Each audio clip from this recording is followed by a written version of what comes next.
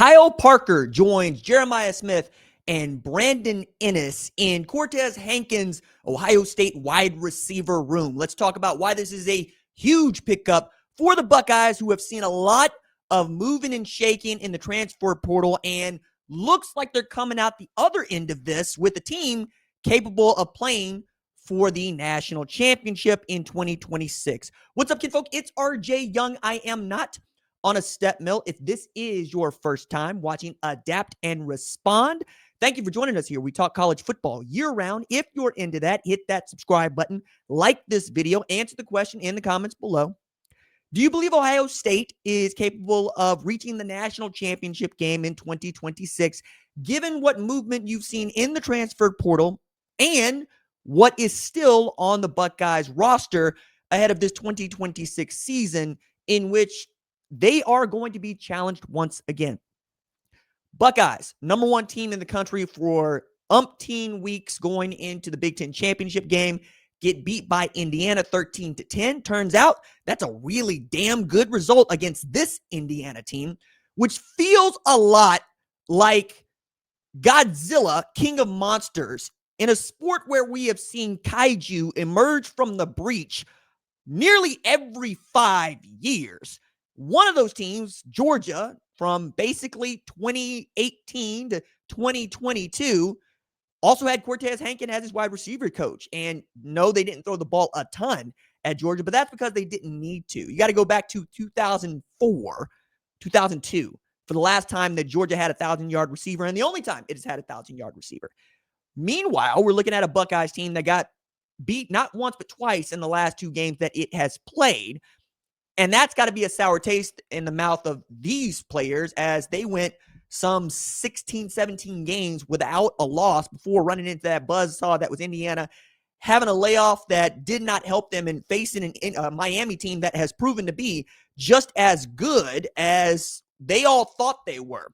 They needed to beat A&M, and they needed to beat Ohio State for us to believe it. But once they got there in that thriller against Ole Miss, they look every bit the team that should be playing in the national championship game. But can they actually go and win that thing? That's a different conversation altogether.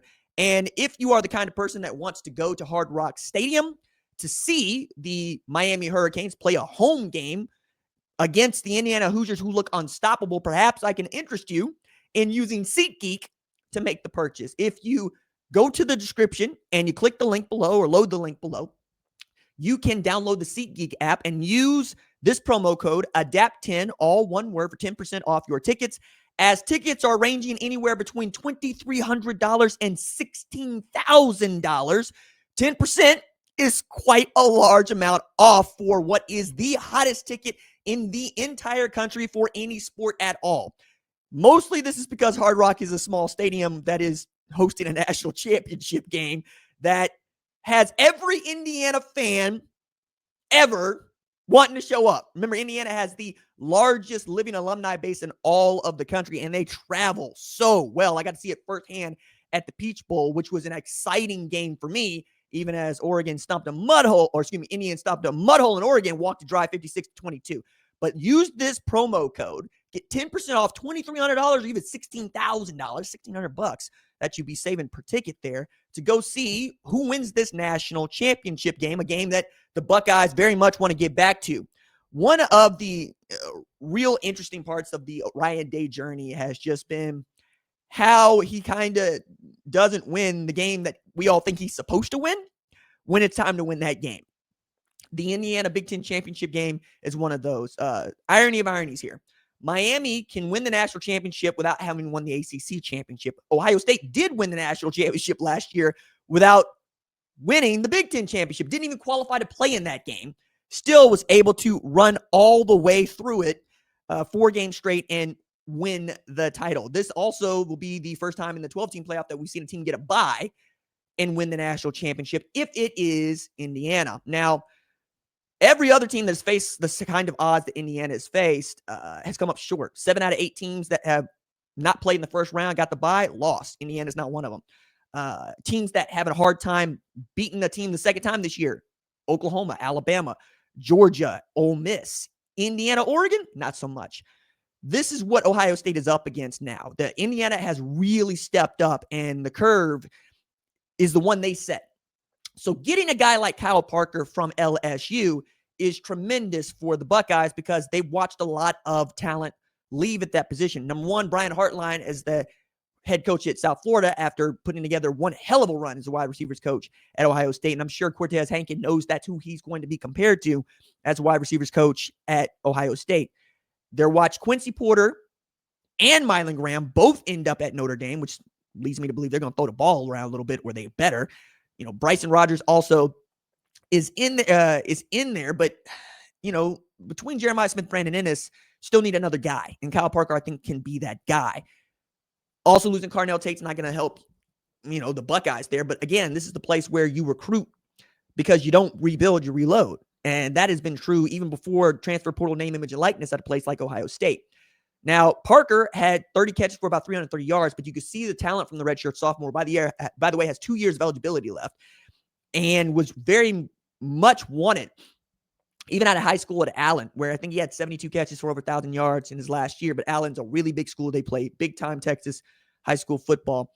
And playing at LSU as a wide receiver has become really, really fun here over the last 15 years or so, especially that 2019 team that is one of the greatest of all time, that had stud after stud after stud at that position, led by Jamar Chase, who won the Biletnikoff Award, among other things. And when you look at the kind of talent at wide receiver that the SEC has been able to put out, yeah, you can really start to draw a line to go on anybody you get that is transferring out of there that was productive, you want.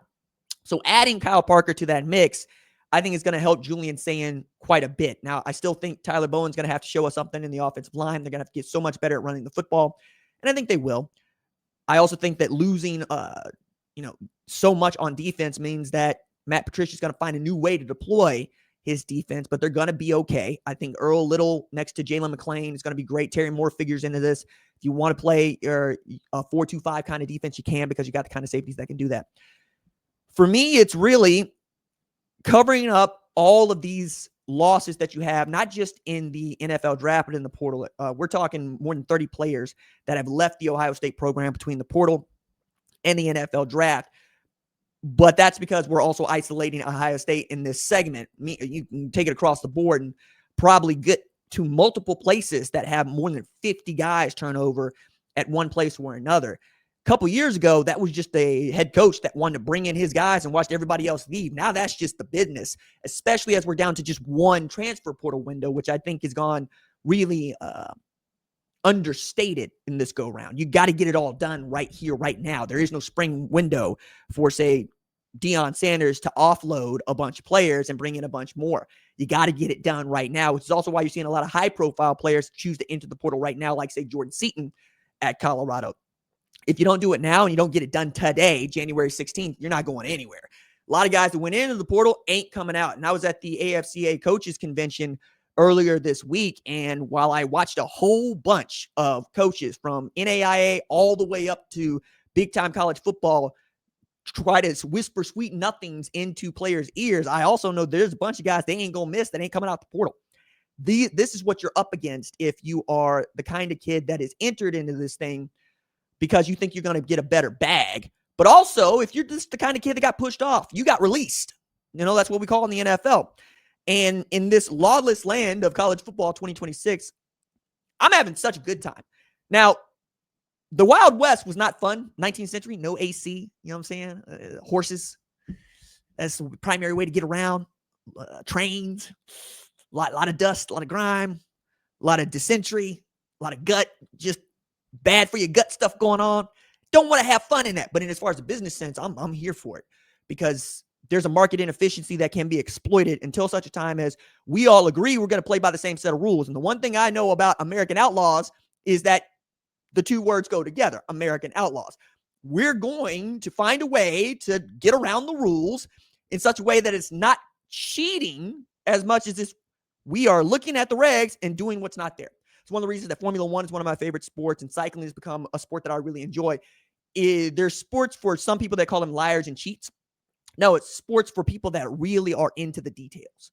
If you can shave off a half a pound on your race car, on your bike, you're going to be that much faster per lap, per kilometer on any track you face against anybody else. You build in an advantage for yourself. I mean, we see this in Formula One even right now. Anybody that's got a Mercedes engine and the Red Bull powertrain has already picked up basically 15 seconds of lap time because they're able to produce another 15 horsepower because they knew what the regulations said. They tested the engines in a room temperature environment, and then you go out on track, it gets hotter. When it got hotter, they were able to produce more horsepower, and other constructors were like, yo, that's not fair. Yeah, it is. We tested this same way y'all did in a clinical environment. That we race outside seems to be a detail that other people overlook, but not the teams that give a damn. Ohio State is one of those teams. They're going to try to find every single way that they can find an advantage without actually cheating or breaking a rule. And you know what? I love that. That is love of the game right there. Kyle Parker, I think, can help this team, and I think they're going to be good in 2026.